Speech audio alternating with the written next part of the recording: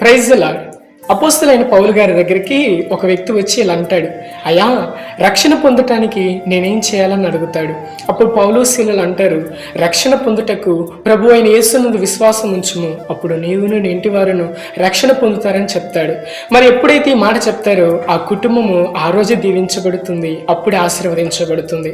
ఈ మాట ఎందుకు చెప్పానంటే, చాలా మంది కూడా రక్షణ కోసము ఎక్కడికి వెళ్ళాలనుకుంటూ ఉంటారు.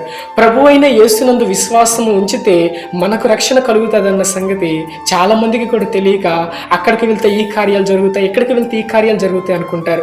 కానీ మనలో విశ్వాసం లేనప్పుడు ఎక్కడికి వెళ్ళినా మనకి ఏ కార్యాలు అనేవి జరగు ప్రియమన్న దేవుని బిడ్డలారా. అందుకే బైబిల్లో కూడా ఎంతో మంది కూడా ఆశీర్వదించడానికి గల కారణము వారిలో ఉన్న విశ్వాసం, వారిలో ఉన్న నమ్మకం, వారు చేస్తున్న ప్రార్థన. ఈరోజు మనలో ప్రార్థన విశ్వాసం లేకుండా ఎక్కడికి ఏ స్థలానికి వెళ్ళినా మనకు కార్యాలు జరగవు, మన కుటుంబాలు దీవించబడవు.